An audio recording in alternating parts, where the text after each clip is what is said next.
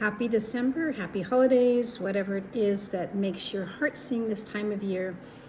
I do want to say that sometimes these are the times that I wish I had learned astrology in depth from my mother. She was an astrologist, and I was more of just a person who was aware of the signs, the symbols and the glyphs and all of the personalities that go along with the zodiac signs. But in terms of where the planets are, what they do, that was never my forte. That being said, it's probably good that I'm not an astrologist, because if that were the case, I might be explaining things to you in a language that isn't as accessible. The information I'm getting is just direct information based on me working in these higher realms, and maybe it'll be more understandable in my plain language. Now, what I want to say, and I've been saying this for years, and it always feels like I'm on repeat, because it is cyclical, but times are getting intense. And what I'm seeing in particular is that we are seeing more and more behind the so-called veil. We could call it a veil and think of it in terms of the other side where those who have passed on are, or we can also see it in terms of what's on the other side of this reality. That's where I'm going. What's on the other side of this reality? So what's happening is that the veil or the walls or the curtains are getting thinner, and there is more exposure to what is unseen. For many, that is probably why you are watching this video. This is probably what has sparked your interest in, say, spiritual things or metaphysics.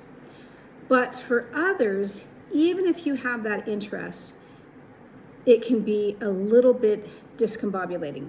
It could lead to a feeling that something is wrong with this reality. Well, there is something wrong. In fact, lots of things wrong, so-called, if we were to put a judgment on it, with this reality. We can see that people are suffering. We can see that there is a lot of judgment and harshness and unfairness. That's been the case since the beginning of our earthly human time here. However, what's happening is, rather than being shut down to it or being used to it or toughening up, as we are more exposed to what's behind the curtain, with our senses expanding and being more sensitive, it makes for some pretty harsh connections and reality checks. Many people, and especially the younger people, are coming in highly, highly sensitive. It's as if they have no skin. Their hearts are not just on their sleeves, they are on every organ, just open. And our world, it's not getting necessarily harsher, it's just that the harshness is becoming less tolerable, and especially for people who are younger, and or the people who are awakening in new ways that are not familiar to them. What I'm seeing in particular is this sense that I must have a role in helping to shape or heal all of the chaos, all of the things that are harsh, that are not going so-called right. Yes, if you have that sense, you probably do.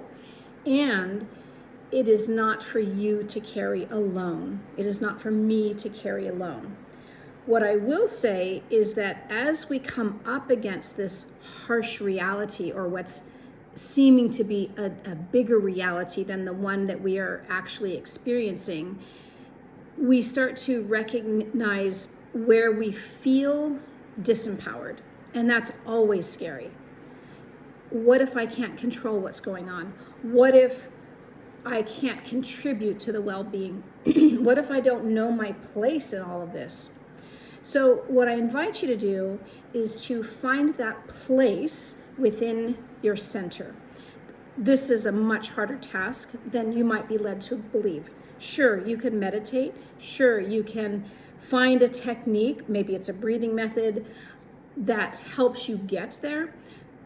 But can you really live wholly from that place? Probably not. And again, that's okay. The intention is for you to learn how to connect more often, more easily, more freely to that central place in which you experience the remembrance of your soul, of the grandness of your soul, excuse me, of the abilities of your soul, and of what your so-called work or dharma or mission or purpose might be. Now, that being said, your so-called mission or purpose may not be singular. Like, I'm here to do this one thing. Oh, now I need to monetize that so I can survive. And therefore it should come easily because, God willed it. Likely it is more multidimensional than that because you are more multidimensional than that. You are probably very gifted at things that you still have to polish, uncover, and learn to bring to the world, to present, to engage with the world using your gifts. You also might be doing things that are supporting you financially, but somehow draining you. And of course, that can be really exhausting. So the question becomes, okay, how do I balance that? How do I, kind of pull in so that I can minimize my needs and expand out where I can use my gifts more? Now, I want to touch briefly on manifesting. Oftentimes, manifesting seems to be the so-called answer to any of our predicaments. If I learn how to manifest and I get this, or if I get that, or if this happens, then I will be happy.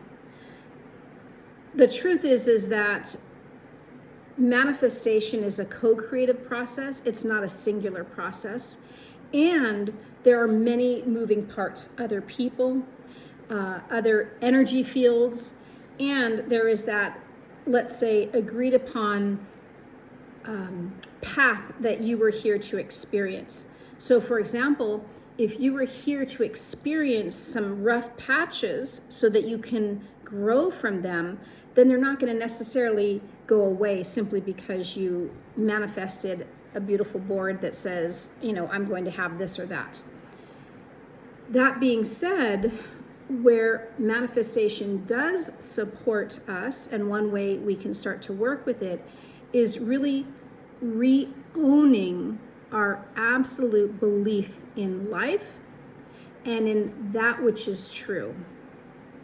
So what that means is that when we were children, obviously everybody has trauma, and the younger the trauma, the more harsh the trauma, the more fractured this became. But there was a time in which you absolutely believed in life and in what was true. It was true that you were loved. It was true that you were fed. It was true that you were safe. It was true that the fairies were in the yard playing with you. It was true that your dream life was very connected to your everyday life, your play life. That truth has not shifted. You have matured, moved up into the thinking realm, and that helped you engage in life, but separated you from a deeper truth. The quest now is to go back to remember that truth of who you are, what your gifts are, and that remembrance of your vibration of joy. It's not something that you have to create or work at or push, but to remember that is your inherent soul signature. As we move into these very intense times, which unfortunately I do see getting more intense and more harsh, especially as that veil starts to shred and we see more and more of where things are misaligned, it becomes more important to stay aligned within that soul peace. The last thing I want to say about this energy field that you are living in and creating when you go into into your center, is that you are not alone.